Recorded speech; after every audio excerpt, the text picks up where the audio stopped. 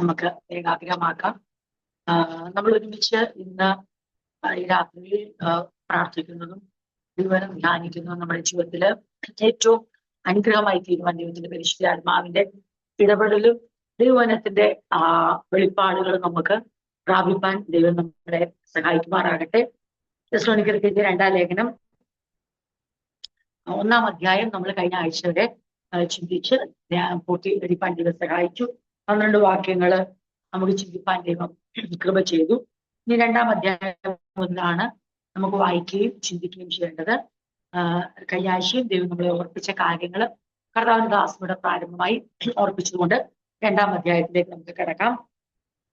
തെസ്സലോനിക്കർക്ക് എഴുതിയ 2-ാം ലേഖനം 2-ാം അധ്യായം അതിന്റെ 1 മുതലുള്ള വാക്യങ്ങൾ വായിക്കുന്നു. ഇനിയും സഹോദരന്മാരെ, നമ്മുടെ കർത്താവായ യേശുക്രിസ്തുവിന്റെ പ്രത്യക്ഷതയും അവന്റെ അടുക്കലുള്ള നമ്മുടെ സമാഗമനവും സംബന്ധിച്ച് ഞങ്ങൾ നിങ്ങളോട് അപേക്ഷിക്കുന്നത്, കർത്താവിന്റെ നാൾ അടുത്തിരിക്കുന്നു എന്ന് വെച്ച് നിങ്ങൾ വല്ല ആത്മാവിനാലോ വചനത്താലോ ഞങ്ങൾ എഴുതി എന്ന ഭാവത്തിലുള്ള ലേഖനത്താലോ സുബോധം വിട്ട് വേഗത്തിൽ ഇളകുകയും ഞെട്ടിപ്പോകുകയും അരുത്. ആരും ഏതു വിധേനയും നിങ്ങളെ ചതിക്കരുത്. ഇത് 2-3 വരെയുള്ള വാക്യങ്ങളാണ്. ആദ്യമേ വിശ്വാസത്യാഗം സംഭവിക്കുകയും നാശയോഗ്യനും അധർവമൂർത്തിയുമായും വെളിപ്പെടുകയും വേണം. അപ്പം പ്രാരംഭമായിട്ട് ഈ ഒരു ഭാഗം പറയുമ്പം ഞാൻ ഓൾറെഡി ഈ പഠനത്തിന്റെ ആദ്യ ഭാഗങ്ങളിലും പല ഇടയ്ക്കും ഞാൻ പറഞ്ഞിട്ടുണ്ട്. ഈ കത്തെഴുതാനുള്ള ഒരു പ്രധാന കാരണമാണ് ഇവിടെ എഴുതിയിരിക്കുന്നതെന്ന്. തെസ്സലോനിക്കർക്ക് എഴുതിയ 2-ാം ലേഖനം അതിന്റെ പ്രധാന കാരണം തന്നെ ഇതാണ്. കാരണം അവരെ വഞ്ചിക്കുന്ന, ചതിക്കുന്ന, സംശയാകുലരാക്കുന്ന രീതിയിൽ ചില വാർത്തകൾ അപ്പോസ്തലനായ പൗലോസ് കുട്ടി എഴുതി എന്നുള്ള രീതിയിൽ ഉള്ള ലേഖനങ്ങൾ അവർക്ക് ലഭിക്കുകയോ അതിൽ നിന്ന് കർത്താവിന്റെ നാൾ വന്നു കഴിഞ്ഞു, അത് ഞങ്ങൾക്ക് ആ കർത്താവിന്റെ നാളിന്റെ പ്രവൃത്തി ഞങ്ങൾക്ക് അനുഭവിക്കാൻ കഴിയാതെ വണ്ണം ആ നാൾ വന്നു കഴിഞ്ഞൊരു തെറ്റിദ്ധാരണ അവരുടെ ഉള്ളിൽ കടക്കാൻ മറ്റ് ആരുടെ ഉപദേശങ്ങളോ അല്ലെങ്കിൽ അതുകൊണ്ടാണ് ഇവിടെ പറയുന്നത്, അത് പ്രവചനമായിക്കോട്ടെ, പ്രഭാഷണമായിക്കോട്ടെ, അത് ലേഖനമായിക്കോട്ടെ, ഈ 3 രീതിയിൽ കർത്താവിന്റെ നാൾ അടുത്തിരിക്കുന്നു എന്ന് വെച്ച് നിങ്ങൾ വല്ല ആത്മാവിനാലോ വചനത്താലോ ഞങ്ങൾ എഴുതി എന്ന ഭാവത്തിലുള്ള ലേഖനത്താൽ. അപ്പൊ ഇവരെഴുതി എന്ന ഭാവത്തിലുള്ള ലേഖനം അവിടെ എത്തിയോ എങ്ങനെയോ അവരുടെ ജീവിതത്തില് വളരെയധികം സംശയമുളവാക്കുകയും ഭാരം അവരുടെ ഉള്ളിൽ ഉണ്ടാകുകയും അവരുടെ വിശ്വാസ ജീവിതത്തിന് തന്നെ ഒരാശയക്കുഴപ്പം ഉണ്ടാകുകയും ചെയ്ത സമയത്ത് അപ്പോസ്തലനായ പൗലോസ് വീണ്ടും തെസ്സലോനിക്കർക്ക് ലേഖനം എഴുതുന്നു. ഇതിന് പ്രധാന കാരണമാണ് ഇവിടെ എഴുതിയിരിക്കുന്നത്. അപ്പൊ അതൊന്ന് നമ്മളെ മനസ്സിൽ വെച്ചുകൊണ്ട് തുടർന്നുള്ള ഭാഗം നമുക്ക് ചിന്തിക്കാം. സഹോദരങ്ങളെ, നമ്മുടെ കർത്താവായ യേശുക്രിസ്തുവിന്റെ വരവിനെയും അവിടുത്തെ സന്നിധിയിലേക്ക് നമ്മെ ഒരുമിച്ച് ചേർക്കുന്നതിനെ സംബന്ധിച്ചാണ് ഞങ്ങൾ നിങ്ങളോട് വ്യക്തമാക്കുന്നത്. ഞങ്ങൾ നിങ്ങളോട് പറയാൻ പോവുകയാണ്, നമ്മുടെ കർത്താവായ യേശുക്രിസ്തുവിന്റെ പ്രത്യക്ഷതയും അവന്റെ അടുക്കലുള്ള നമ്മുടെ സമാഗമനവും നമ്മൾ അവനുമായി ഒരുമിച്ച് ചേരുന്നതിനെ സംബന്ധിച്ച് ഞങ്ങൾ നിങ്ങളോട് വ്യക്തമാക്കുന്നത്. കർത്താവിന്റെ ദിവസം വന്നു കഴിഞ്ഞു എന്നുറപ്പാക്കുന്ന ഏതെങ്കിലും തരത്തിലുള്ള, കർത്താവിന്റെ ദിവസം വന്നു കഴിഞ്ഞു എന്നുറപ്പാക്കുന്ന ഏതെങ്കിലും തരത്തിലുള്ള പ്രവചനം, പ്രഭാഷണം, ഞങ്ങളെ എഴുതിയെന്ന് തോന്നിപ്പിക്കുന്ന തരത്തിലുള്ള ലേഖനം എന്നിവയാൽ നിങ്ങൾ അതിവേഗത്തിൽ ചഞ്ചല ചിത്തരോ അസ്വസ്ഥരോ ആകരുത്. ആരും ഒരു വിധത്തിലും നിങ്ങളെ വഞ്ചിക്കാൻ അനുവദിക്കരുത്. അപ്പം പ്രധാനമായി അപ്പോസ്തലൻ അവരോട് ഇനിയും കർത്താവിന്റെ പ്രത്യക്ഷതയ്ക്ക് മുമ്പായി നടക്കുന്ന ചില സംഭവങ്ങളെ വിശദീകരിക്കാൻ പോവുകയാണ്.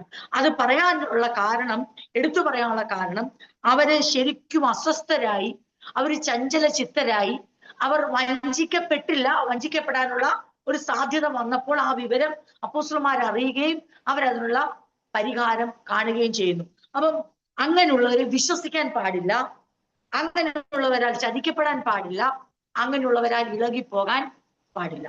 അപ്പോസ്തലൻ ആദ്യം തന്നെ അതവരെ ഓർപ്പിക്കുകയാണ്. അതിനെയും പ്രവചനമായി പറഞ്ഞാലും അത് പ്രഭാഷണമായാലും അത് കത്ത് രൂപേണയായി അപ്പോസ്തലൻ എഴുതി അയച്ച കത്താണെന്ന് പറഞ്ഞ കത്ത് നിങ്ങളെ വായിച്ചു കേൾപ്പിച്ചാലും നിങ്ങൾക്ക് വിശ്വാസ ജീവിതത്തിന് ഒരു അടിസ്ഥാനം ഉണ്ടായിരിക്കണം. ഞാൻ നിങ്ങളോട് ഇരുന്നപ്പോൾ ഞാനത് നിങ്ങളോട് പറഞ്ഞിട്ടുണ്ട് എന്ന് അപ്പോസ്തലൻ അവരെ ഓർപ്പിക്കുന്നുണ്ട്.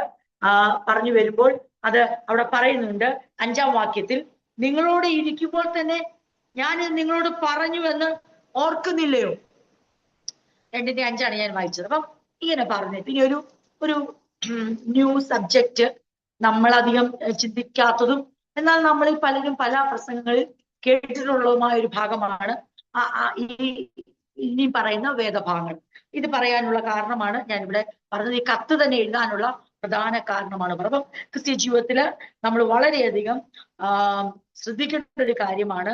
നമ്മൾ ഒരിക്കലും ഒരു കാര്യങ്ങളിലും ദൈവവചനത്തിന്റെ അടിസ്ഥാനം വിട്ടിട്ട് നമ്മൾ ഒരാള് ഞാൻ ദൈവത്തിന്റെ ആത്മാവിനാല ഇത് സംസാരിക്കുന്നെന്നുള്ള വലിയ എന്താ പറയണ്ടേ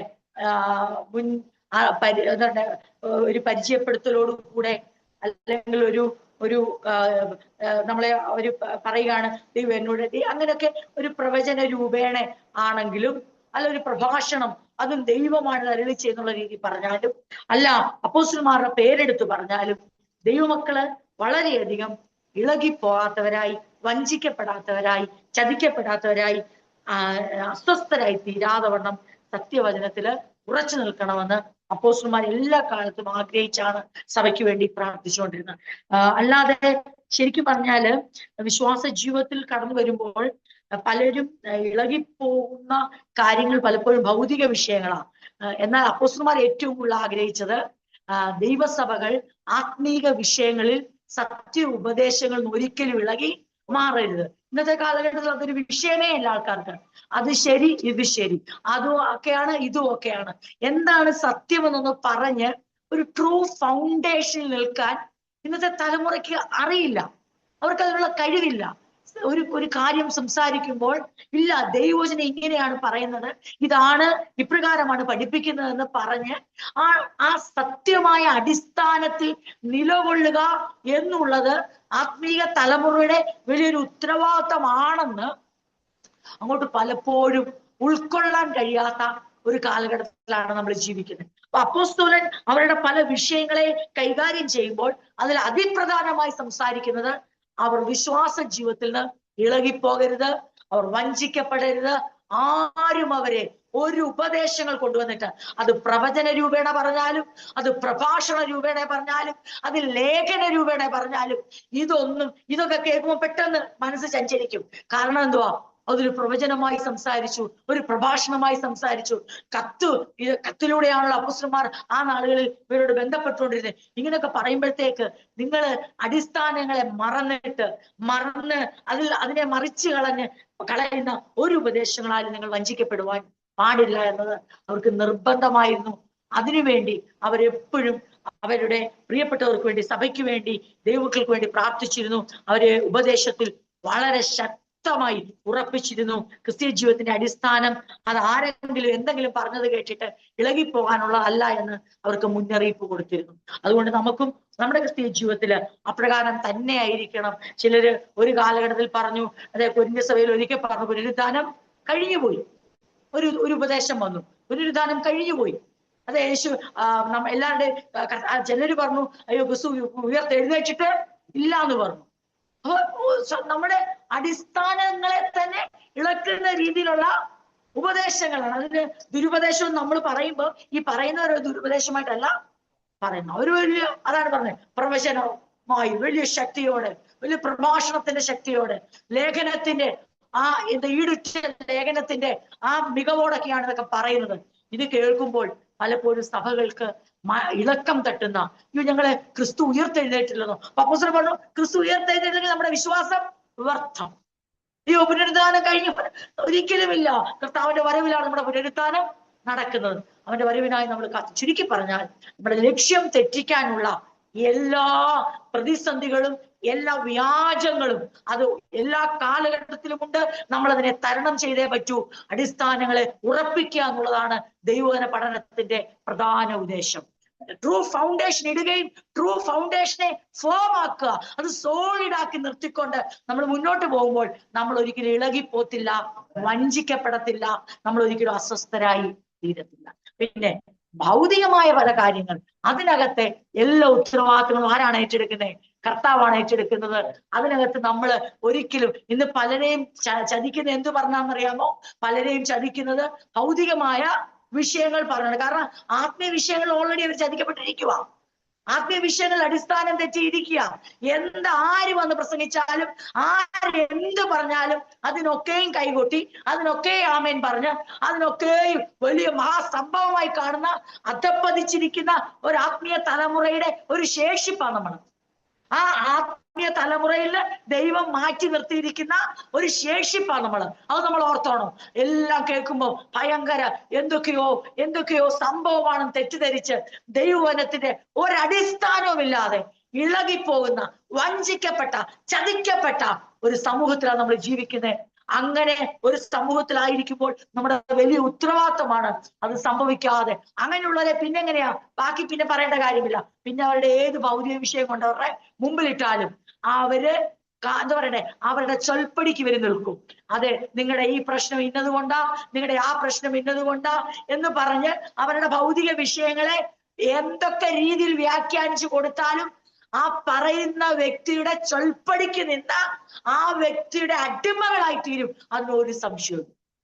ഇങ്ങനെയുള്ള ക്രിസ്തീയ ജീവിതം അതെ പലരും പേരിന് നയിച്ചുകൊണ്ടിരിക്കുമ്പോൾ നമ്മൾ വാസ്തവമായി ഇന്ന് രാത്രി ദൈവം ചിന്തിക്കുമ്പോൾ നമ്മളെ തന്നെ ശോധന കഴിക്കണം. നമുക്കൊരു ട്രൂ ഫൗണ്ടേഷനിലാണോ നമ്മൾ നിൽക്കുന്നത്? ആരെങ്കിലും ഇച്ചിരി ബാസ് ഇട്ടൊരു ശബ്ദത്തോടെ യഹോവ ഇപ്രകാരം അരുളിച്ചെയ്യുന്നു, പരിശുദ്ധാത്മാവ് നിങ്ങളോട് സംസാരിക്കുന്നു എന്നൊക്കെ പറഞ്ഞിട്ട് അവരുടെ ശബ്ദത്തിന്റെയും പരിശുദ്ധാത്മാവെന്ന പേരോ യഹോവയുടെ പേരോ കർത്താവിന്റെ നാമോ അവരെടുക്കുന്ന ഉടനെ അത് മാത്രം ശ്രദ്ധിച്ചിട്ട് ബാക്കി പറയുന്ന ഒന്നും വിവേചിക്കാതെ അതിന് ആമേൻ പറയുന്ന അടിസ്ഥാന രഹിതരായ ജീവിതമാണോ നമ്മൾ നയിക്കുന്നത്? അതോ പറയുന്ന കാര്യങ്ങളെ വിവേചിച്ച് അത് സത്യവചനവുമായി ഒക്കുന്നുണ്ടോ? അത് ദൈവത്തിന്റെ വചനത്തിന്റെ യാഥാർത്ഥ്യമാണോ? യേശു അങ്ങനെ പഠിപ്പിച്ചിട്ടുണ്ടോ? അപ്പോസ്തലന്മാർ സഭയെ പഠിപ്പിച്ചിട്ടുണ്ടോ എന്നുള്ള ഉപദേശങ്ങളെ അടിസ്ഥാനമായി കൈക്കൊള്ളുന്ന ഒരു സഭയാണോ വ്യക്തിയാണോ നാമെന്ന് നമ്മളെ ശോധന കഴിക്കണം. അങ്ങനെ ആവുമ്പോൾ ഒരിക്കലും ആർക്കും നമ്മളെ ആത്മീയമായി വഞ്ചിക്കാൻ കഴിയത്തില്ല. അങ്ങനെ നമ്മൾ ആത്മീയമായി വഞ്ചിക്കപ്പെടാതെ നമ്മൾ അടിസ്ഥാനമുള്ളവരാണ് പിന്നെ ഭൗതിക വിഷയത്തിൽ ആർക്കും നമ്മളെ ഒന്നും ചെയ്യാൻ കഴിയത്തില്ല. കാരണം യഥാർത്ഥമായ സത്യ അടിസ്ഥാനമുള്ള ഒരു സഭയ്ക്ക്, ഒരു ദൈവവൈതലിന് അവരുടെ ഭൗതിക വിഷയങ്ങൾ എത്രമാത്രം അവരുടെ ജീവിതത്തിൽ ഭാരമായി തോന്നിയാലും അവരെന്ത് ചെയ്യും? ആ ഭാരം ദൈവത്തിന്റെ കരത്തിൽ ഭരമേൽപ്പിച്ച് അവർ ദൈവത്തിനുള്ള സമാധാനം ഏറ്റുവാങ്ങി ഈ ലോകത്തെ ജയിക്കുന്ന ജയാളികളായി അവർ ജീവിക്കും. അപ്പൊ ആദ്യം വേണ്ടത് ആത്മീക അടിസ്ഥാനമാണ്. ആ സഭയ്ക്ക് വേണ്ടത് വചനത്താലുള്ള ട്രൂ ഫൗണ്ടേഷനാണ് വേണ്ടത്. സത്യവചനത്തിന്റെ യഥാർത്ഥമായ അടിസ്ഥാനം സഭയ്ക്ക് ഉണ്ടാകുമ്പോൾ ആ സഭയെ ഭൗതിക പ്രശ്നങ്ങൾ പറഞ്ഞ്, ഇല്ലായ്മകൾ പറഞ്ഞ്, അവരുടെ ജീവിതത്തിൽ നിരന്തരമായി അനുഭവിക്കുന്ന ഏതെങ്കിലും ഒരു രോഗമോ പ്രയാസമോ കഷ്ടമോ പറഞ്ഞ് അവരെ വഞ്ചിക്കാൻ ഒരിക്കലും ഇടവരുത്തില്ല. കാരണം സത്യവചനത്തിന്റെ അടിസ്ഥാനം നമ്മളെ ജീവിതത്തിലെ ഏത് വെല്ലുവിളികളെ തരണം ചെയ്യുവാൻ പ്രാപ്തരാണ്. അതുകൊണ്ട് അപ്പോസ്തലനായ പൗലോസ് വളരെയധികം ആഗ്രഹിച്ചത് തെസ്സലോനിക്ക സഭയുടെ പ്രശ്നങ്ങളെ മാത്രം കൈകാര്യം ചെയ്യാനല്ല, അതായത് പുറത്തുനിന്ന് അവർക്കുണ്ടാകുന്ന പ്രതിസന്ധികളെ അല്ല അപ്പോസ്തലൻ വാസ്തവമായി കൈകാര്യം ചെയ്തത്, മറിച്ച് അവരുടെ വിശ്വാസ ജീവിതത്തിന്റെ അടിസ്ഥാനത്തിന് ഏതെങ്കിലും കോട്ടം തട്ടിയിട്ടുണ്ടെങ്കിൽ അതിനെയാണ് അപ്പോസ്തലൻ അഡ്രസ് ചെയ്തതും ഫേസ് ചെയ്തതും അതവരെ ശക്തരാക്കി മാറ്റി. ഒരു പ്രശ്നം വരുമ്പോ ഇന്നത്തെ വലിയ പ്രശ്നം എന്തുവാ? നമുക്ക് വരുന്ന പ്രശ്നങ്ങളെ എന്ത് ചെയ്യുക? അതിനെയാണ് നമ്മൾ നോക്കുന്നത്. അത് അടിസ്ഥാനങ്ങൾക്ക് യാതൊരു വാല്യൂ ഇല്ല, നിലപാടിന് യാതൊരു വാല്യൂ ഇല്ല, കർത്താവ് അനുവദിച്ചിട്ടാണെന്നുള്ളതിന് യാതൊരു ഇതുമില്ല. പാട്ടൊക്കെ നമ്മൾ പാടും. ഇന്ന് നമ്മള് ലേഡീസ് മീറ്റിംഗ് നമ്മൾ പാടിയ പാട്ടാണ്. ആ ഒരു പാട്ടിന്റെ വെളിച്ചം ഉള്ളിലുണ്ട് എത്രയോ അനുഗ്രഹമാണ്. എന്തായാലും നമ്മൾ പാടിയ പാട്ട്? സ്വർഗീയ പിതാവേ നിൻ തിരിയുന്ന സ്വർഗത്തിലെ പോലെ പൂല. ആ പാട്ടിന്റെ ഓരോ സ്റ്റാൻസ് എടുത്തു നോക്ക്, ഓരോന്നും എടുത്തു നോക്കിയാൽ ദൈവവചനത്തോട് പൂർണ്ണമായി നീതി പുലർത്തി എൻ തലയിലെ മുടികളെല്ലാം നിർണയം അവൻ എണ്ണി അറിയുന്നു, ഒന്നതിൽ നിലത്തു വീണിടണമെങ്കിൽ ഉന്നതനറിഞ്ഞേ. ഇന്ന് എനിക്ക് വന്ന് നേരിടുന്നതെല്ലാം തൻഹിതമാണെന്ന് കാരണം എന്ന് ചോദിച്ചാൽ ഞാൻ അവനുള്ള കയ്യിലിരിക്കാൻ ആരുമില്ല എനിക്ക് ദോഷം ചെയ്യും. ഇന്നത്തെ തലമുറ എനിക്കറിയില്ല അത് എങ്ങനെ പാടുമെന്നുള്ളത്. എങ്ങനെ ആ പാട്ടിനോട് അവർക്ക് നീതി പുലർത്താൻ കർത്താവ് മാറ്റി നിർത്തിയിരിക്കുന്ന സത്യവചനത്തിന്റെ അടിസ്ഥാനത്തിൽ ജീവിക്കുന്ന ഒരു ശേഷിപ്പിന് മാത്രമേ അന്നും ഇന്നും ആ പാട്ട് പ്രാഗൽഭ്യത്തോടെ പാടാൻ പറ്റൂ. അല്ലാത്തവർക്ക് അത് ആരും പാടാൻ പറ്റും. കാരണം ആ പാട്ടും സത്യ ക്രിസ്ത്യാനിക്ക് യഥാർത്ഥമായി വചനത്തെ പൂർണ്ണമായും ജീവിതത്തിൽ ഉൾക്കൊണ്ടുകൊണ്ട് ദൈവവചനത്തിന്റെ അടിസ്ഥാനത്തിൽ ജീവിക്കുന്ന ഒരു ദൈവ പൈതലിന് മാത്രമേ ആ പാട്ട് യഥാർത്ഥമായി പാടാൻ പറ്റൂ. അല്ലാതെ കടന്നു വരുന്ന പ്രശ്നങ്ങളെയും പ്രതിസന്ധികളെ മറ്റൊരു രീതിയിൽ ചിന്തിച്ച് അതിന്റെ പുറകെ ഓടുന്ന ആർക്കും വെറുതെ പാടാവുന്നേ ഉള്ളൂ ദൈവത്തോടൊരു നീതി പുലർത്താൻ. പക്ഷേ എന്ത് സംഭവിക്കുന്നു? ഇന്ന് എല്ലാ കാര്യങ്ങൾക്കും മാറ്റം സംഭവിച്ചിരിക്കുന്നു. ഇനി ഇത് പറയാമെന്ന് വിചാരിച്ചാലോ, ഇതവരെ മനസ്സിലാക്കാമെന്ന് വിചാരിച്ചാലോ, പറയുന്ന നമ്മള് ദോഷരായി, നമുക്ക് വിവരമില്ലാത്തവരായി, നമുക്ക് ദർശനമില്ലാത്തവരായി, നമുക്ക് വെളിപ്പാടില്ലാത്തവരായി, നമ്മൾ കൃപാവരമില്ലാത്തവരായി, നമുക്ക് എന്താ പറയണ്ടേ, കൃപയില്ലാത്തവരായി, ശക്തി ഇല്ലാത്തവരായി നമ്മളെ ചിത്രീകരിക്കുന്ന ഒരു കാലം. ബഹളം വെക്കുന്നവർക്ക് മാത്രമേ കൃപയുള്ളൂ. 4 പേരുടെ മുമ്പിൽ അതെ കണ്ടിന്യൂസ് ആയിട്ട് നീട്ടി അന്യഭാഷ പറയുന്നവർക്ക് മാത്രമേ ആത്മാവുള്ളൂ. അതെ എന്താ പറയണ്ടേ, തലയെ പിടിച്ച് കുലുക്കി തള്ളി താഴെ ഇടുന്നവർക്ക് മാത്രമേ കൃപാവരങ്ങളുള്ളൂ. അങ്ങനെ ഒരു കാലഘട്ടത്തിലേക്ക് നമ്മൾ എത്തിയിരിക്കുമ്പോൾ ഇതിന്റെ നടുവിൽ നാം തിരിച്ചറിയണം, നമ്മുടെ ശബ്ദത്തിന്റെ ഘനമല്ല ആത്മാവിന്റെ ശക്തി എന്ന് പറയുന്നത്. പിന്നെ വചനം സംസാരിക്കുമ്പോൾ ആ വചനത്തിലൂടെയാണ് ആത്മാവിന്റെ ശക്തി ഹൃദയങ്ങളിൽ വ്യാപരിക്കുന്നത്. അത് ക്രിയ ചെയ്യുന്നു, അതൊരു ഡൈനാമിക് പവറായി, അതൊരു ചലനാത്മക ശക്തിയായി ഹൃദയങ്ങളെ വിവേചിച്ച് അതെ അന്തരിന്ദ്രിയങ്ങളെ തൂക്കി നോക്കി ദൈവത്തിന്റെ വചനം ഇരുവായ്ത്തലയുള്ള ഏത് വാളിനേക്കാൾ മൂർച്ചയേറിയ ദൈവത്തിന്റെ വചനം ഹൃദയത്തിലെ ചിന്തനങ്ങളിൽ ഭാവങ്ങളെ വിവേചിച്ച് അസ്ഥി മജ്ജകളെ വേർതിരിക്കും വരെ തുളച്ചു എന്ന് ദൈവത്തിന്റെ പ്രവൃത്തി ചെയ്തെടുക്കും. പക്ഷെ ആ സത്യവചനത്തെ പുറകിലെറിഞ്ഞിട്ട് മനുഷ്യൻ തങ്ങളുടേതായ പ്രകടനങ്ങൾ കാണിച്ച് പലരെയും വഞ്ചിക്കാൻ പ്രവചന രൂപേണ, പ്രഭാഷണ രൂപേണ, ലേഖന രൂപേണ പല മുഖാന്തരങ്ങൾ ഒരുക്കി അതെ സത്യവിശ്വാസികളെ വഞ്ചിക്കാൻ ശ്രമിക്കുമ്പോൾ അപ്പോസ്തലന്മാർ ജീവനുള്ള കാലത്തോളം അവർ എന്ത് ചെയ്തു? അതിനുവേണ്ടി അവരുടെ തൂലിക ചലിപ്പിച്ചു, അവരുടെ ശബ്ദം ചലിപ്പിച്ചു, അവരുടെ ശരീരവും ജീവനും ജീവിതവും അവർക്കുള്ള സകലതും അതിനുവേണ്ടി വിട്ടുകൊടുത്തു. കർത്താവിന് വേണ്ടി ആത്മാക്കളെ നേടുവാൻ മാത്രമല്ല അവരുടെ ജീവിതം കൊടുത്ത് നേടിയ ആത്മാക്കളെ കർത്താവിൽ നിലനിർത്തുവാൻ അവരവരുടെ ആയുസ്സുള്ള കാലത്തോളം ശ്രമിച്ചു. പ്രിയരെ, ആത്മാക്കളെ നേടുക എന്നുള്ളത് നമ്മുടെ വലിയൊരു ദൗത്യമായിരിക്കുന്ന പോലെ തന്നെ ദൈവം തന്നിരിക്കുന്ന ആത്മാക്കളെ, ദൈവം തന്നിരിക്കുന്ന വ്യക്തികളെ ക്രിസ്തുവിൽ അനുഗ്രഹമായി സത്യവചനത്തിന്റെ അടിസ്ഥാനത്തിൽ നിലനിർത്തുക എന്നുള്ളത് നമ്മുടെ വലിയ ദൗത്യമാണ്. അതിനുവേണ്ടിയാണ് നമ്മൾ ഏറ്റവും അധികം ലേഖനങ്ങൾ പഠിക്കുന്നത്. ഒരു മനുഷ്യരെയും രക്ഷിക്കപ്പെട്ട ഒരാളെ പോലെ ഒരാളെയും അവരുടെ ഭൗതിക ചിന്തകളിലേക്ക് വിട്ടുകളയാതെ അവരുടെ ആശയങ്ങൾക്കും അവരുടെ മനസ്സിലെ നിരൂപണങ്ങൾക്കും അനുസരിച്ച് അവരെ വിട്ടുകൊടുക്കാതെ ക്രിസ്തുവിന്റെ മനസ്സിലെ നിരൂപണങ്ങളിലേക്കും ക്രിസ്തുവിന്റെ മനോഭാവത്തിലേക്കും ക്രിസ്തുവിന്റെ സ്വഭാവത്തിലേക്കും ദൈവരാജ്യത്തിന്റെ ശൈലിയിലേക്കും ദൈവരാജ്യത്തിന്റെ സ്റ്റാൻഡേർഡിലേക്കും നമ്മളെ തിരിച്ചുകൊണ്ടുവരാൻ വേണ്ടിയാണ് ലേഖനം നമ്മൾ പഠിക്കുന്നത്.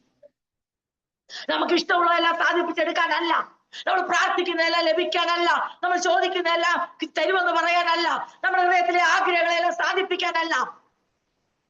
നാം ശൈശവ പ്രായത്തിൽ പറഞ്ഞ പോലെ എന്റെ കണ്ണുനീരിനെ മറികടക്കാത്ത ദൈവം എന്ന് പറയുന്ന ഇമോഷണൽ പ്രെയർ വീണ്ടും സപ്പോർട്ട് ചെയ്യാൻ വേണ്ടിയല്ല നാം ലേഖനം പഠിക്കുന്നത്. നമ്മുടെ ഇമോഷൻസിനെ കുറച്ചുകൂടെ താലോലിക്കാനല്ല, നമ്മുടെ ആശയങ്ങളിൽ നമ്മുടെ ഞാനെന്ന എന്റെ എന്ന് പറയുന്ന ആ പദത്തെ വീണ്ടും ഊട്ടി ഉറപ്പിക്കാനല്ല, മറിച്ച് ഞാനും എന്റെയും മാറി ക്രിസ്തുവിന്റെയും അവന്റെ രാജ്യത്തിന്റെ എന്ന് പറയുന്ന ഒരു ജീവിത ശൈലിയിലേക്ക് നമ്മളെ എന്താ പറയണ്ടേ അടർത്തിയെടുത്ത് വേറൊരു ജീവിത ശൈലിയിലേക്ക് നടുവാനാണ് നമ്മൾ ദൈവവചനം പഠിക്കുന്നത്. അത് അറിഞ്ഞു തന്നെ പഠിച്ചാൽ മതി, അത് മനസ്സുള്ളവർ പഠിച്ചാൽ മതി, അതിന് താല്പര്യമുള്ളവർ അത് കേട്ടാൽ മതി.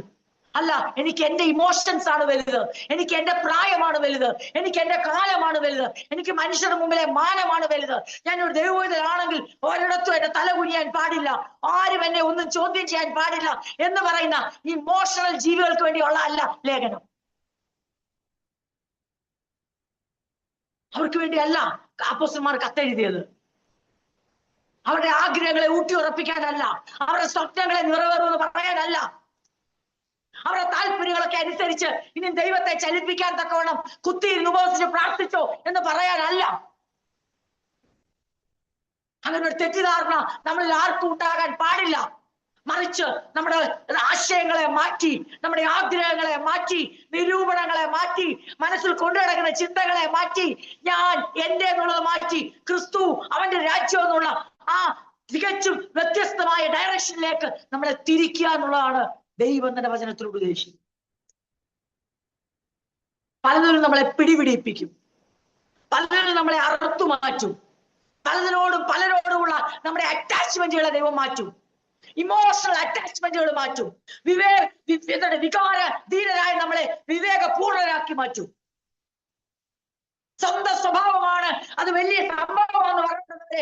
ഞാൻ അതെ, തികച്ചും എന്റെ ഈ സ്വഭാവം ദൈവരാജ്യത്തിന് ചേർന്നതല്ല, ക്രിസ്തുവിന് ചേർന്നതല്ല എന്ന് മനസ്സിലാക്കി പുതിയൊരു സ്വഭാവത്തിനെ ത്യാഗിക്കുന്നവരാക്കി നമ്മളെ മാറ്റും. എന്ത് ചെയ്തിട്ടും അതിനെ ന്യായീകരിക്കുന്ന സ്വഭാവത്തിൽ നിന്ന്, ഇതൊക്കെ മനുഷ്യരായാൽ ഇങ്ങനെയൊക്കെയാണെന്ന് പറയുന്ന മാനുഷിക പ്രകൃതിയിൽ നിന്ന്, നാച്ചുറൽ മാനിൽ നിന്ന്, അതെ കാർണൽ മാനിൽ നിന്ന്, പ്രാകൃത ജഡിക മനുഷ്യരിൽ നിന്ന് ആത്മീയ മനുഷ്യനാക്കി നമ്മളെ മാറ്റും. ഒന്നിനെ സ്വയം ന്യായീകരിച്ചുകൊണ്ട് നീതീകരിച്ചുകൊണ്ട് കാര്യങ്ങളെ കണ്ടിരുന്ന നമ്മളെ പൂർണ്ണമായി ഇതിൽ നിന്ന് വിടുവിച്ച് ദൈവത്തിൽ നെടുമ്പാട് വീണ് തെറ്റിപ്പോയപ്പാ ക്ഷമിക്കണമേ എന്ന് പറഞ്ഞ് തെറ്റ് ചെയ്തതിനോടും ഒരു മടിയും കൂടാതെ അഹംഭാവവും കൂടാതെ എന്നോട് ക്ഷമിക്കണം എന്ന് പറയുന്ന താഴ്മയുള്ള മനുഷ്യരാക്കി നമ്മളെ മാറ്റും. പണ്ട് പ്രാർത്ഥനയിൽ മാത്രം നമ്മൾ പറഞ്ഞിരുന്ന പദങ്ങളാണ് പുഴുവാണേ, കൃമിയാണേ, ഞാൻ ഒന്നുമല്ലേ ഏതുമല്ലേ എന്ന് പറയും. പക്ഷെ ആരെങ്കിലും നേർക്ക് നേരെ ഒന്ന് വരട്ടെ, ആരെങ്കിലും നമ്മളെ ഒന്ന് തകർക്കട്ടെ, ആരെങ്കിലും നമ്മുടെ വ്യക്തിത്വം തൊടട്ടെ, അപ്പൊ അറിയാം പുഴുവും കൃമി സിംഹവും കടുവയാവുന്നേ. പ്രാർത്ഥനയിൽ മാത്രം ഉണ്ടായിരുന്ന നമ്മുടെ താഴ്മ വാക്കുകളെ, സാക്ഷ്യം പറയുമ്പോൾ മാത്രം ഉണ്ടായിരുന്ന ഞാൻ ഒന്നുമല്ലായിരുന്നു ഏതുമല്ലായിരുന്നു ദൈവം തന്നതാണ് എല്ലാം എന്ന് പറയുന്ന വാക്കുകളിൽ മാത്രം പ്രകടമായിരുന്ന താഴ്മയെ ജീവിതത്തിൽ പ്രകടമാക്കുവാൻ ദൈവപഠനം നമ്മളെ സഹായിക്കും. അതാണ് ദൈവരാജ്യത്തിന്റെ സ്റ്റാൻഡേർഡ് എന്ന് പറയുന്നത്. ആ സ്റ്റാൻഡേർഡിലേക്ക് നമ്മളെ കൊണ്ടുവരുവാൻ ദൈവം ആഗ്രഹിക്കുന്നത്. അതിന് നമുക്ക് ആവശ്യമായിരിക്കുന്നത് എന്ന് ചോദിച്ചാൽ സത്യവചനത്തിന്റെ അടിസ്ഥാനമാണ്. ഒരു ഫേം സോളിഡ് ട്രൂ ഫൗണ്ടേഷൻ അതിടാൻ അപ്പോസ്തലന്മാർ തങ്ങളുടെ ജീവിതമാണ് ദൈവത്തിന് കാഴ്ചവെച്ചത്. സുവിശേഷം അറിയിക്കാൻ, ക്രിസ്തുവിനെ പ്രസംഗിപ്പാൻ അവർ ജീവിതം കാഴ്ചവെച്ച പോലെ ക്രിസ്തുവിൽ നിലനിർത്തുവാനും അവർക്ക് അവരുടെ ജീവിതം ദൈവത്തിന് മുമ്പിൽ ഒരു യാഗമായി സമർപ്പിക്കേണ്ടി വന്നു.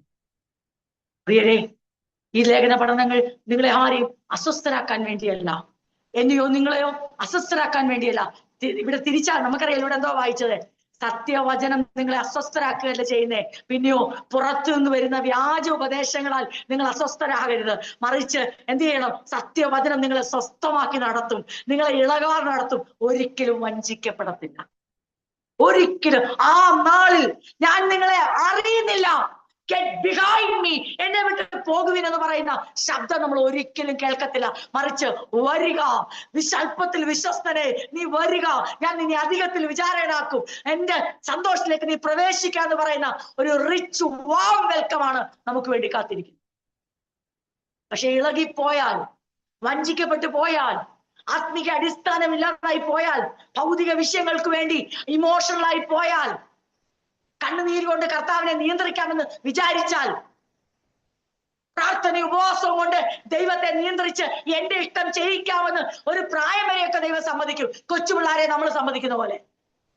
പിന്നെ വലുതാകുമ്പോഴേ അവർക്ക് മനസ്സിലാകുന്നത്, ചെറുപ്പത്തിലെ മനസ്സിലാക്കണം കരഞ്ഞാൽ കാര്യം കിട്ടത്തില്ലെന്ന്.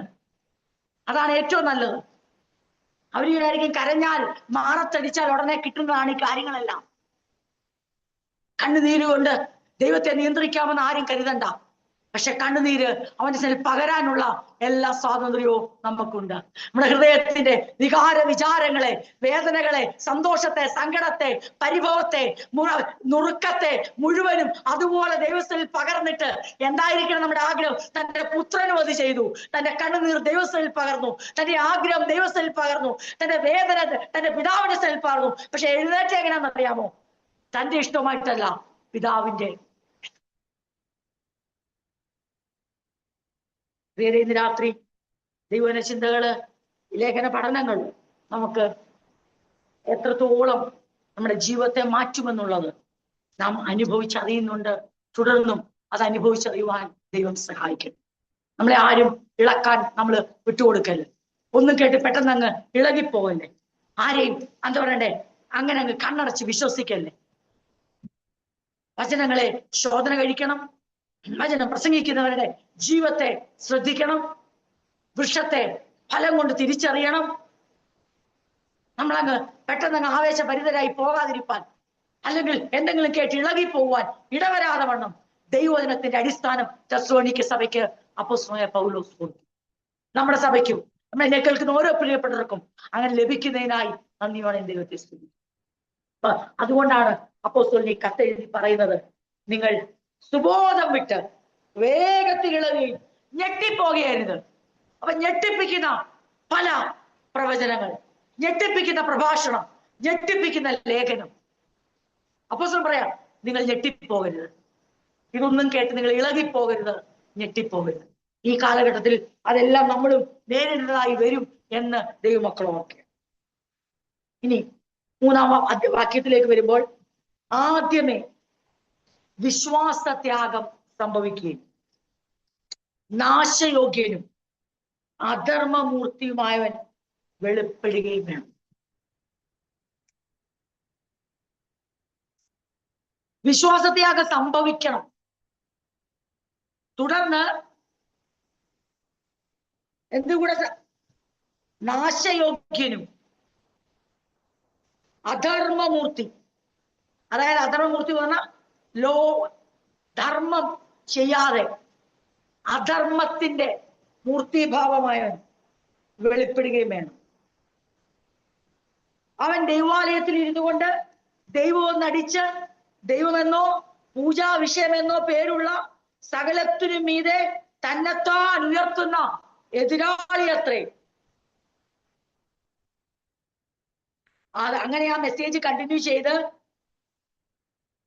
12-ാം വാക്യം വരെ, 3 തൊട്ട് 12 വരെ നാം ഒത്തിരി ഡീറ്റെയിൽ ആയി പഠിച്ചില്ലെങ്കിലും അത്യാവശ്യം നമ്മളുടെ മനസ്സിൽ അറിഞ്ഞിരിക്കേണ്ട ചില കാര്യങ്ങൾ നമ്മൾ ചിന്തിക്കും.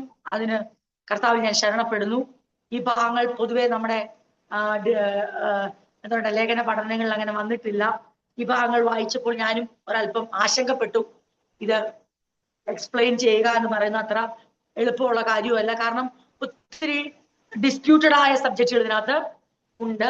ഒന്നിലധികം വ്യൂ ഉള്ള, ഒന്നിലധികം അഭിപ്രായങ്ങൾ, കമന്ററികളുള്ള ഭാഗങ്ങളാണ് ഇനി നമ്മൾ ഇപ്പൊ 3 തൊട്ട് 12 വരെയുള്ളത്. എന്നാൽ നമുക്ക് ദൈവം തന്നിരിക്കുന്ന ദൈവത്തിന്റെ കൃപയ്ക്ക് ഒത്തവണ്ണം അല്പമായ ഒരു സൂചന എന്ന നിലയിൽ ചില കാര്യങ്ങൾ നമ്മൾ ചിന്തിക്കും. പിന്നീട് അതിന് ദൈവം കർത്താവദാസനെ അതിനുള്ള അവസരങ്ങൾ കൊടുക്കുന്നെങ്കിൽ നമുക്ക് അങ്ങനെ ഡീറ്റെയിൽ ആയി പഠിക്കാൻ ദൈവം നമ്മളെ സഹായിക്കുമാറാകട്ടെ. അപ്പോ ഇവിടെ വായിച്ച ഒരു വാക്ക് ഞാൻ ഇവിടെ നിങ്ങൾക്ക് വായിക്കുന്നു. വിശ്വാസത്യാഗം സംഭവിക്കണം. നിങ്ങൾ പേടിക്കണ്ട, കർത്താവിന്റെ നാൾ വന്നു കഴിഞ്ഞുവെന്ന് നിങ്ങൾ പേടിക്കണ്ട. അങ്ങനെ കർത്താവിന്റെ മഹത്വ പ്രത്യക്ഷത നടക്കുന്നതിന് മുമ്പായിട്ട് വിശ്വാസത്യാഗം സംഭവിക്കും. Apostasy, falling away from true faith, സത്യവിശ്വാസത്തിൽ നിന്ന് അനേകർ മാറും.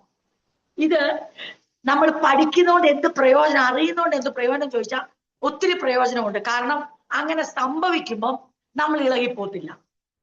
വിശ്വാസത്യാഗം സംഭവിക്കുമെന്നുള്ളത് ദൈവവചനത്തിന്റെ അടിസ്ഥാനമായതുകൊണ്ട് കർത്താവിന്റെ വരവിന് മുമ്പായി സത്യവിശ്വാസത്തിൽ നിന്ന് അനേകർ പിന്മാറും എന്നുള്ളത് സത്യമായും വചനത്തിന്റെ അടിസ്ഥാനമായതുകൊണ്ട് നിലനിൽക്കുന്നവർ, സത്യവചനത്തിന്റെ അടിസ്ഥാനത്തിൽ നിലനിൽക്കുന്നവർ ഇത് സംഭവിക്കുമെന്ന് അറിയുന്നത് നമ്മുടെ നിലനിൽപ്പിന് ഒത്തിരി നല്ല കാര്യമാണ്. അല്ലെ നമ്മള് ഒന്ന് ഞെട്ടിപ്പോവും, നമ്മളൊന്ന് പതറും. ദൈവമേ ഇങ്ങനെയൊക്കെയാണേ പിന്നെ എങ്ങനെയാണെന്നുള്ള ചിന്ത വരും. അങ്ങനെ ചിന്തിക്കാതിരിപ്പാൻ ഈ വചനം നമ്മൾ മനസ്സിലാക്കുന്നത് ഏറെ നല്ലതാണ്. അപ്പം വിശ്വാസത്യാഗം എന്ന് പറഞ്ഞാൽ സത്യവിശ്വാസം എന്നുള്ള പിന്മാറ്റം. ഇതാണ് എതിർ ക്രിസ്തുവിന് വഴി തുറന്നു കൊടുക്കുന്നത്. അധർമ്മമൂർത്തി വെളിപ്പെടുവാൻ ഉള്ള വാതിൽ അവിടെ തുറന്നു കൊടുക്കുക. അതായത് ഒരു ഡയറക്റ്റ് കണക്ഷൻ ഉണ്ട്. എന്താന്ന് ചോദിച്ചാൽ വിശ്വാസത്യാഗവും എതിർ ക്രിസ്തുവിന്റെ വെളിപ്പെടലും തമ്മിൽ ഒരു കണക്ഷൻ ഉണ്ടെന്നുള്ളത് ഈ ഭാഗം അപ്പോസ്തലൻ സത്യമായും തന്റെ വചനം, ദൈവത്തിന്റെ വചനം ലേഖനത്തിലൂടെ അവരെ അറിയിക്കുകയാണ്. എന്താണ് അതിന്റെ അർത്ഥം? ഇത് വിശ്വാസത്യാഗം സംഭവിക്കുമ്പോൾ അധർമ്മമൂർത്തി അല്ലെങ്കിൽ നാശയോഗ്യൻ വെളിപ്പെടും എന്നുള്ള ഒരു വലിയ മുന്നറിയിപ്പ് തെസ്സലോനിക്ക സഭയ്ക്ക് കൊടുക്കുക. അപ്പൊ നമ്മള് എന്താണ് ഈ അധർമ്മമൂർത്തി? അല്ലെങ്കിൽ മൂന്നാല് പേരിവിടെ പറയുന്നുണ്ട്. Man of sin, son of destruction, lawless one, ഇങ്ങനെ മൂന്നാല് പേരുകൾ ഇവിടെ പറയുന്നുണ്ട്. അത് അവന്റെ സ്വഭാവത്തെ, ശീലത്തെ, അന്ത്യവിധിയെ അവസാനം ഇവിടെ എത്തിച്ചേരുമെന്ന് പേരിൽ തന്നെ പറയുന്നുണ്ട്. നാശയോഗ്യൻ, പേരിനകത്ത് തന്നെ ദൈവം അവന് കൽപ്പിച്ചിരിക്കുന്ന വിധി ഉണ്ട്. അപ്പൊ ഇതൊക്കെ ടൈറ്റില്. അത് എന്തുമായിട്ട് കണക്റ്റഡാ? വിശ്വാസത്യാഗവുമായിട്ട്. അതുകൊണ്ട് നമുക്കറിയാവുന്നതാണല്ലോ, 2 തിമോത്തിയോസ് 3-ാം അധ്യായത്തിൽ അപ്പോസ്തലനായ പൗലോസ് പറയുന്നുണ്ടല്ലോ, അന്ത്യകാലത്ത് ദുർഘട സമയങ്ങൾ വരുന്നു. എന്നിട്ട് പറയുന്ന ഒരു കാര്യമുണ്ടല്ലോ, ഭക്തിയുടെ ശക്തിയെ ത്യജിക്കും. ഭക്തിയുടെ വേഷം മാത്രമേ കാണത്തുള്ളൂ. അപ്പൊ ഭക്തിയുടെ ശക്തിയെ ത്യജിക്കുകയും ഭക്തിയുടെ വേഷം മാത്രം ധരിക്കുകയും ചെയ്യുമ്പോൾ ദൈവസഭ ഇതൊന്നും കണ്ടിട്ട് പതറിപ്പോകാൻ ഇടവരല്ലെന്നും ഇതെല്ലാം ദൈവവചനത്തിന്റെ നിവൃത്തിയായി സംഭവിക്കേണ്ടതാണെന്നും ആരറിയണം? ആ ട്രൂ ഫൗണ്ടേഷൻ നിൽക്കുന്ന ഓരോ ദൈവസഭയും ഓരോ പ്രിയപ്പെട്ടവരും അറിഞ്ഞിരിക്കണം. അപ്പൊ വിശ്വാസത്യാഗം സംഭവിക്കുമോ എന്ന് നമ്മൾ ചോദിക്കാൻ പാടില്ല.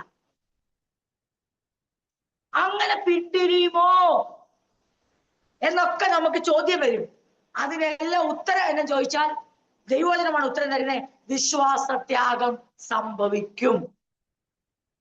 അനേകർ സത്യവിശ്വാസത്തിൽ നിന്ന് പിന്തിരിയും. ആ പിന്തിരിയുമ്പോൾ ആർക്കാണ് ആ വാതിൽ തുറക്കുന്നതെന്ന് ചോദിച്ചാൽ എതിർ ക്രിസ്തുവിന്, അധർമ്മമൂർത്തിക്ക്, നാശയോഗ്യന് വെളിപ്പെടുവാൻ, ഭൂമിയിലേക്ക് അതിന്റെ മൂർത്തിഭാവത്തോടെ വെളിപ്പെടുവാനുള്ള വാതിൽ അവിടെ തുറന്ന് ഈ കാര്യങ്ങളാണ് തുടർന്ന് പറയുന്നത്. അപ്പൊ എന്താണ് ഈ അധർമ്മമൂർത്തിയുടെ ഒരൊറ്റ ഭാഗം മാത്രമേ നമ്മൾ ഇന്ന് ചിന്തിക്കുന്നുള്ളൂ. What will be his characteristics?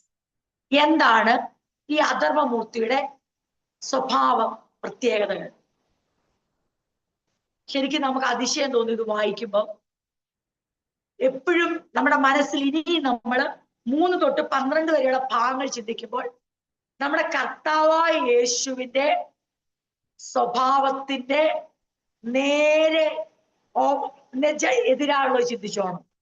കർത്താവ് എങ്ങനെയാണോ അതിന്റെ ജസ്റ്റ് ഓപ്പോസിറ്റ് ക്യാരക്ടർ. ഒന്നാമത്തെ സെൽഫ് എക്സോൾട്ടിങ്, സ്വയം തന്നെത്താൻ ഉയർത്തും.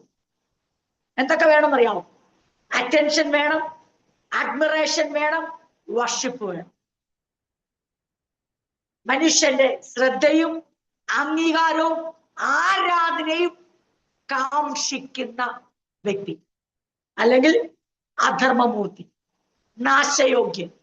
ഈ ഭാഗങ്ങൾ നമ്മൾ ചിന്തിക്കുമ്പോൾ നമ്മൾ ഇതുവരെ ചിന്തിച്ചു വന്നത് കർത്താവായ യേശുവിന്റെ മഹത്വ പ്രത്യക്ഷത നമുക്കൊരു അത്ഭുത വിഷയമാകുന്നതും അത് ആ മഹത്വം അവർണ്ണനീയമാണെന്ന് നമ്മൾ ചിന്തിക്കുമ്പോൾ നമുക്കൊട്ടും ഉൾക്കൊള്ളാൻ കഴിയാത്ത ചില കാര്യങ്ങൾ ഭൂമിയിൽ നടക്കും. അത് ദൈവം അനുവദിച്ച്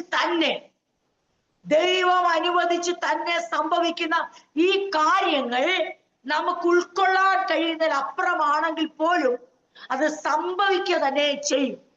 അപ്പോൾ യേശുവിന്റെ മഹത്വ പ്രത്യക്ഷത വെളിപ്പെടുന്നതിന് മുമ്പായി അപ്പോസ്തലൻ പറയുകയാണ്, അധർമ്മമൂർത്തിയുടെ ആ വെളിപ്പാട് ഇവിടെ സംഭവിച്ചിരിക്കും. അത് നിങ്ങൾ ഓർത്തോണം. നാശയോഗ്യൻ പുറത്തു വരും, വിശ്വാസത്യാഗം സംഭവിക്കും. പക്ഷെ അപ്പോസ്തലന് ഉറപ്പുണ്ട്, തെസ്സലോനിക്ക സഭയെ സംബന്ധിച്ച് തനിക്ക് ഉറപ്പുണ്ട്, അത് അവരിൽ സംഭവിക്കത്തില്ല. നമുക്കും ആ ഉറപ്പുണ്ടായാൽ മതി. വിശ്വാസത്യാഗം സംഭവിക്കും, പക്ഷെ ഞങ്ങളിൽ സംഭവിക്കത്തില്ല. കാരണം അതാരിൽ സംഭവിക്കും, അല്ലെങ്കിൽ എപ്രകാരമാണ് സംഭവിക്കുന്നത്, എങ്ങനെയാണ് വഞ്ചിക്കപ്പെടുന്നതൊക്കെ തുടർന്ന് എഴുതിയിട്ടു. അപ്പൊ നമ്മൾ ഇന്ന് ഈ 2-3 പോയിന്റ് ചിന്തിച്ച് നമ്മുടെ പെട്ടെന്നുള്ള ആ സമയത്ത് നമ്മൾ നമ്മുടെ ഇന്നത്തെ മെഡിറ്റേഷൻ നിർത്താനാണ് ആഗ്രഹിക്കുന്നത്. ഈ 3 പേരുകൾ ഞാൻ ഇവിടെ പറയുന്നു. ഒന്ന്, മാൻ ഓഫ് ലോലെസ്നെസ്. അതാണ് ഈ എന്താ പറയട്ടെ, ദൈവത്തിന്റെ നിയമത്തിന് വിധേയപ്പെടാത്ത വ്യക്തി. ദൈവത്തിന്റെ ധാർമ്മികമായ, ദൈവത്തിന്റെ നീതിക്കും നിയമത്തിനും കീഴ്പ്പെടാത്ത ആ വ്യക്തിക്ക് വേദോസം കൊടുക്കുന്ന പേരാണ് മാൻ ഓഫ് ലോലെസ്നെസ്.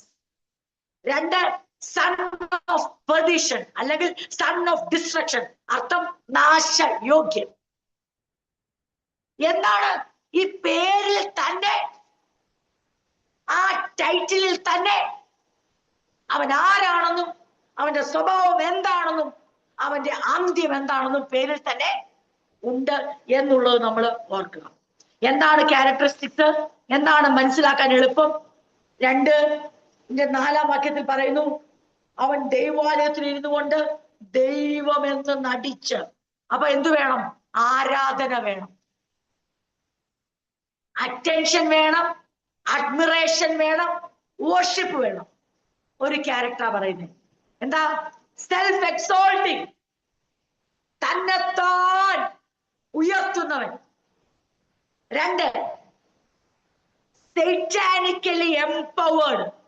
അതായത് 2:9 പറയുന്നു, അധർമ്മ മൂർത്തിയുടെ പ്രത്യക്ഷത നശിച്ചു പോകുന്നവർക്ക് സാത്താന്റെ വ്യാപാര ശക്തിക്ക് ഒത്തവണ്ണം വ്യാജമായ സകല ശക്തിയോടും അടയാളങ്ങളോടും അത്ഭുതങ്ങളോടും അനീതിയുടെ സകല വഞ്ചനയോടും കൂടെ ആയിരിക്കും. അത് നമ്മൾ പിന്നീട് ഡീറ്റെയിൽ ആയിട്ട് ചിന്തിക്കും. ഡീറ്റെയിൽ അല്ല, കുറച്ചായിട്ട്. അപ്പൊ എന്തിനാണ് ഞാൻ അവിടെ വായിച്ചെന്നറിയാമോ? 2ാമത്തെ കാര്യം ഓർത്തോണം. പിശാചിന്റെ വ്യാപാര ശക്തിയിലായിരിക്കും ഇവന്റെ മൂർത്തിഭാവം, പ്രത്യക്ഷത. 1, തന്നെത്താൻ ഉയർത്തുന്നവൻ. എന്തൊക്കെ വേണം? ആരാധന വേണം, അംഗീകാരം വേണം, അറ്റൻഷൻ വേണം, ശ്രദ്ധ വേണം. എല്ലാവരുടെയും ശ്രദ്ധ തന്നിലേക്ക്, എല്ലാവരുടെയും ആരാധന തന്നിലേക്ക്, എല്ലാവരുടെയും അംഗീകാരം തന്നിലേക്ക്. 2, ഒരു കാര്യം കൂടെ അവിടെ പറയുന്നുണ്ട്, ദിവ്യമായ അധികാരങ്ങൾ അവകാശപ്പെടും. Claims divine authority. ദിവ്യമായ അധികാരങ്ങൾ സ്വയമായി അവകാശപ്പെടും. 2ാമത്തെ സ്വഭാവം ഇപ്പൊ ഞാൻ വായിച്ച സാത്താന്റെ വ്യാപാര ശക്തിയാൽ നിറഞ്ഞിട്ട് അനേകരെ വഞ്ചിക്കുവാൻ അത്ഭുതങ്ങളും അടയാളങ്ങളും ചെയ്യും. 3, അനേകരെ ചതിക്കും. അതിവിടെ എഴുതിയിട്ടുണ്ട് 12ാം വാക്യം. ദൈവം അവർക്ക് പോഷ്ക്ക് വിശ്വസിക്കുമാറ് വ്യാജത്തിന്റെ വ്യാപാര ശക്തി അയക്കുന്നു. അപ്പോൾ വഞ്ചിക്കുന്ന, ചതിക്കുന്ന, സത്യത്തെ ത്യജിക്കത്തക്കവണ്ണം ദൈവത്തിൽ നിന്ന് ആൾക്കാരെ വഞ്ചിച്ച് ചതിക്കുന്ന സ്വഭാവം. ഇന്ന് രാത്രിയിൽ ഇത്രയും പറഞ്ഞുകൊണ്ട് ഞാൻ എൻ്റെ ചിന്തകളെ ഇവിടെ അവസാനിപ്പിക്കുക. 1, നാം ചിന്തിക്കുന്നു, ദൈവസഭ ഒരു തരത്തിലും മറ്റൊരു ഉപദേശത്താലും ഇളകിപ്പോവാൻ, ചതിക്കപ്പെടുവാൻ, അസ്വസ്ഥരാകാൻ പാടില്ല. അതിനെന്ത് വേണം? ദൈവസഭയ്ക്ക് സത്യമായ ഉപദേശം വേണം. സത്യമായ ഉപദേശം ലഭിക്കുന്നവർക്ക് അപ്പോസ്തലനായ പൗലോസ് പറയുകയാണ്, ഞാൻ നിങ്ങളോട് പറയുന്നു, ഇതുവരെ ഞാൻ നിങ്ങളോട് ക്രിസ്തുവിന്റെ മഹത്വ പ്രത്യക്ഷതയെ കുറിച്ച് പറഞ്ഞു, ഇനി എനിക്ക് നിങ്ങളോട് അധർമ്മമൂർത്തിയുടെ പ്രത്യക്ഷതയെ കുറിച്ച് പറഞ്ഞേ. ക്രിസ്തുവിന്റെ മഹത്വ പ്രത്യക്ഷത പറയുന്ന അപ്പോസ്തലൻ ഒരല്പ നേരത്തേക്ക് ലേഖനത്തിൽ ആരുടെ പ്രത്യക്ഷത എഴുതുക? നാശയോഗ്യനായ, അധർമ്മമൂർത്തിയായ, എതിർ ക്രിസ്തുവായി വെളിപ്പെടുവാൻ പോകുന്ന, ഇപ്പോഴേ എതിർ ക്രിസ്തുക്കൾ വന്നിരിക്കുന്നു എന്ന് പറയുന്ന ഭാഗം പിന്നീട് നമ്മൾ ചിന്തിക്കുന്നതായിരിക്കും. ഇപ്പോൾ നമ്മൾ ആകെ ഒറ്റ ഭാഗം മാത്രമേ ചിന്തിച്ചുള്ളൂ. എന്താണ് അവന്റെ സ്വഭാവം, എങ്ങനെ തിരിച്ചറിയാം? ഒന്നാമത്, തന്നെത്താൻ ഉയർത്തും. 2, പിശാചിന്റെ വ്യാപാര ശക്തിയാൽ നിയന്ത്രിതമായാണ് അത്ഭുതങ്ങളും അടയാളങ്ങളും ഒക്കെ പ്രവർത്തിക്കും. 3, ഈസ് എ ഗ്രേറ്റ് ഡിസീവർ. അവനൊരു വലിയ വഞ്ചകനായിരിക്കും. എന്തോ വഞ്ചിക്കുന്നേ? സത്യത്തിൽ നിന്ന് നമ്മളെ വ്യതിചലിപ്പിക്കുന്ന വ്യാജമായിരിക്കും അവൻ ചെയ്യും. പക്ഷെ ഏറ്റവും നമ്മളെ അത്ഭുതപ്പെടുത്തുന്ന കാര്യം, അപ്പോഴും പരമാധികാരി ദൈവം തന്നെയാ, ദൈവമാണ് ഇതിനെല്ലാം. അത് വായിക്കുമ്പോൾ നമുക്ക് ചില കൺഫ്യൂഷൻ ഉണ്ടാവും. ആ കൺഫ്യൂഷൻ നമ്മൾ തുടർന്നുള്ള പഠനത്തിൽ തീർക്കും. എന്തുകൊണ്ടാണ് ദൈവം ഈ വ്യാജത്തിന്റെ വ്യാപാര ശക്തി അയച്ച് ഈ സാത്താന്റെ അതെന്താ സംഭവിക്കുന്നത് ചോദിച്ചാൽ, ശരിക്കും സംഭവിക്കാൻ പോകുന്നത് എന്നു ചോദിച്ചാൽ, ക്രിസ്തു 3.5 വർഷം ഈ ഭൂമിയിൽ ദൈവമായവൻ മനുഷ്യ ജന്മമെടുത്ത് മനുഷ്യനായി ഈ ഭൂമിയിൽ ജീവിച്ച് ഈ പറയുന്ന ക്യാരക്ടറിന്റെ ജസ്റ്റ് ഓപ്പോസിറ്റ് തന്നെത്താൻ താഴ്ത്തി ദൈവത്താൽ നിയന്ത്രിതനായി, അതെ, ചതിക്കുഴിയിൽപ്പെട്ടവരെ വഞ്ചനയിൽ നിന്നും ചതിയിൽ നിന്നും വീണ്ടെടുത്ത് തൻ്റെതാക്കി മാറ്റി, കള്ള ഇടയന്മാരിൽ നിന്ന് മാറ്റി നല്ല ഇടയനായി വെളിപ്പെട്ട യേശുവിന്റെ 3.5 ആണ്ട് മനുഷ്യത്വത്തിൽ നിന്നുള്ള പൂർണ്ണ മനുഷ്യനായി വെളിപ്പെട്ട ആ ശുശ്രൂഷയുണ്ടല്ലോ, അതുപോലെ തന്നെ ഡാനിയേൽ പുസ്തകത്തിൽ നിന്നും വെളിപ്പാട് 13 നിന്നും നമുക്ക് മനസ്സിലാകും. 3.5 വർഷം അല്ലെങ്കിൽ 42 ആഴ്ച എന്ന് പറഞ്ഞുകൊണ്ട് അവിടെ എഴുതിയിരിക്കുന്നു. അധർമ്മമൂർത്തി സാത്താനാൽ നിയന്ത്രിക്കപ്പെട്ട്, ഇങ്ങനെ വേണേ പറയാം, പിശാച് മനുഷ്യനായി ഇൻകാർണേറ്റ് ചെയ്ത് മനുഷ്യനായി ഭൂമിയിൽ അതെ നിന്നുകൊണ്ട് പിശാചിന്റെ ആ വ്യാപാര ശക്തിയാൽ നിറഞ്ഞ ഒരു അധർമ്മമൂർത്തി വെളിപ്പെട്ടു വന്നിട്ട് താൻ തന്നെ ദൈവമെന്ന് സ്വയം പറഞ്ഞ് താൻ തന്നെ അതെ ദൈവമെന്ന് അവകാശപ്പെട്ട് എന്ത് ചെയ്യും? യേശുവിന്റെ സ്വഭാവം തന്നെത്താൻ താഴ്ത്തുന്നതാണെങ്കിൽ ഇവന്റെ സ്വഭാവം തന്നെത്താൻ ഉയർത്തുന്നതാണ്. യേശു അതെ ദൈവത്തിന് പിതാവിന് മഹത്വം കൊടുത്തുകൊണ്ട് ജീവിച്ചെങ്കിൽ ഇവൻ എല്ലാ മഹത്വവും തന്നിലേക്ക് ആകർഷിക്കും. യേശു വഞ്ചിക്കുകയല്ല ചെയ്തത്, വഞ്ചിക്കപ്പെടാതെ ജനത്തെ രക്ഷിച്ചെങ്കിൽ അതെ വിശ്വാസത്തിലുള്ളവരെ പോലും വഞ്ചിച്ച് തന്റേതാക്കി തീർക്കുന്ന അധർമ്മമൂർത്തിയുടെ പ്രത്യക്ഷത സംഭവിക്കും എന്നുള്ളത് അപ്പോസ്തലനായ പൗലോസ് തെസ്സലോനിക്കർക്ക് എഴുതുകയാണ്. ഇന്ന് രാത്രി ഈ ഭാഗങ്ങൾ എനിക്കറിയാം നമ്മൾ ഇതുവരെ ചിന്തിച്ച ഭാഗങ്ങൾ വളരെ വ്യത്യസ്തവും നമുക്ക് ഉൾക്കൊള്ളുവാൻ കഴിയുന്നതിൽ അപ്പുറവുമായ വേദഭാഗങ്ങളാണ് തെസ്സലോനിക്കർക്ക് എഴുതിയ 2-ാം ലേഖനം 2-ാം അധ്യായം 3 മുതൽ 12 വരെയുള്ള വാക്യങ്ങൾ നമ്മളെ ആകെപ്പാടെ ഒന്ന് ഇളക്കും. കർത്താവേ, ഇനി എന്തൊക്കെയാണ് സംഭവിക്കാൻ പോകുന്നത് എന്ന് ചിന്തിപ്പിക്കുന്ന വേദഭാഗങ്ങൾ ഒരുപക്ഷെ നമ്മുടെ അറിവുകളിൽ ഉണ്ടായിരിക്കാം, ചിലരെങ്കിലും അറിവുകളിൽ ഉണ്ടായിരിക്കാം. പക്ഷെ വാസ്തവമായും ഇതിന്റെ യാഥാർത്ഥ്യം എന്ന് പറയുന്നത് തിരുവചനത്തിന്റെ അടിസ്ഥാനമാണ്. അതിനെ ബന്ധപ്പെടുത്തി വെളിപ്പെടുത്തിയിരിക്കുന്ന വേദഭാഗങ്ങളുണ്ട്. ആ വേദഭാഗങ്ങളോട് ബന്ധപ്പെടുത്തി ഈ ഭാഗങ്ങൾ ചിന്തിക്കുമ്പോൾ ഒരു കാര്യം ഉറപ്പാണ്, വിശ്വാസത്യാഗം സംഭവിക്കും, അധർമ്മമൂർത്തിയുടെ പ്രത്യക്ഷത നടക്കും. അപ്പോൾ നമ്മുടെ മനസ്സിൽ ഓർത്തോണം, കർത്താവായ യേശു എങ്ങനെയാണ് മനുഷ്യനായി അവതരിച്ച് ശുശ്രൂഷ നിവർത്തിച്ച അതെ അതിനെ കോപ്പി ചെയ്യാൻ, ഡ്യൂപ്ലിക്കേറ്റ് ചെയ്യുവാൻ, അല്ലെങ്കിൽ അതെ എന്തൊക്കെയോ സംഭവമാണെന്ന് കാണിച്ച് എല്ലാം കയ്യിലടക്കാമെന്ന് കരുതുമ്പോൾ അവനൊരു കാര്യം അറിയുന്നില്ല. അവന്റെ പേരിൽ തന്നെ അവന്റെ വിധി കൽപ്പിച്ചിട്ടുണ്ട്. അവന്റെ പേര് തന്നെ അതെ നാശയോഗ്യൻ, അവന്റെ പേരിൽ തന്നെ അവന്റെ നാശവും ദൈവം വിധിച്ചിട്ടുണ്ട്. പക്ഷേ അനുവദിക്കുന്ന ദൈവം അതിന് അറുതിയും കൂടെ കൽപ്പിച്ചിട്ടുണ്ട്. എന്തിനനുവദിക്കുന്നു എന്ന് നിങ്ങളുടെ ഹൃദയത്തിൽ ഇപ്പോൾ ഒരു ചോദ്യം വരാം. എന്തിന് ദൈവം അങ്ങനെ അനുവദിക്കുന്നു? ആ ചോദ്യത്തിന് ഉത്തരം തരാൻ ദൈവം ശക്തനാണ്. തുടർന്നുള്ള ചിന്തകളിൽ നമ്മൾ ചിന്തിക്കും, എന്തിനാണ് ദൈവം ആ രീതിയിലേക്ക് അനുവദിക്കുന്നത്? അതിനകത്ത് ദൈവത്തിന് വല്ല ഉദ്ദേശവുമുണ്ടോ എന്ന് നമ്മൾ ചിന്തിക്കുന്നതായിരിക്കും. നമ്മുടെ കണ്ണുകളെ അടയ്ക്കാം, പ്രാർത്ഥിക്കാം. നമുക്ക് ആത്മാർത്ഥമായും ഇന്ന് രാത്രി ദൈവസ്ഥനിൽ നമ്മളായിരിക്കുമ്പോൾ നമുക്ക് ദൈവവചനത്തിന്റെ ആ ഓരോ ഘട്ടങ്ങളായി നമ്മൾ ചിന്തകളിലൂടെ കടന്നു പോകുമ്പോൾ നമ്മുടെ ഹൃദയങ്ങളും ഈ വചന ചിന്തക്കായി ഒരുക്കുവാൻ നമ്മളെ ഓരോ ദിവസവും ദൈവം പ്രാപ്തരാക്കട്ടെ. നമുക്ക് ആത്മാർത്ഥമായി പ്രാർത്ഥിക്കാം. എന്റെ ജീവിതത്തിൽ വിശ്വാസത്യാഗം ഒരിക്കലും സംഭവിക്കരുതൊന്നും. അതെ, എനിക്ക് എന്റെ കർത്താവാണ് എനിക്കെല്ലാം. അവൻ എന്റെ ഉള്ളിൽ ഒരു വ്യാജത്തിന്റെയും വ്യാപാര ശക്തി അയക്കാതെ വണ്ണം എന്നെ സത്യത്തിൽ നിലനിർത്താൻ ദൈവശക്തനാണെന്ന് ഞാൻ പൂർണ്ണമായും വിശ്വസിക്കുന്നു. കാരണം ഞാൻ നാൾ തോറും അവന്റെ വചനത്തിനായി ദാഹിക്കുന്ന വ്യക്തിയാണ്. ആ സത്യവചനത്തിനായി ഞാൻ ദാഹിക്കുന്ന വ്യക്തിയാണ്. ഒന്നും കണ്ട് ഇളകിപ്പോവാൻ ഞാൻ ഒരിക്കലും ആഗ്രഹിക്കുന്നില്ല. എനിക്ക് ഉറപ്പുള്ള ഒരു അടിസ്ഥാനമുണ്ട്. ക്രിസ്തുവാണ് എന്റെ അടിസ്ഥാനം. ആ അടിസ്ഥാനം നിലനിൽക്കുന്നിടത്തോളം കാലം ഞാൻ വീണു പോകുവാൻ ദൈവം സമ്മതിക്കത്തില്ല. നമുക്ക് നമ്മളെ തന്നെ വിവരങ്ങൾ സമർപ്പിക്കാം. ഈ വചനങ്ങളാൽ ദൈവം നമ്മെ അനുഗ്രഹിക്കുമാറാകട്ടെ.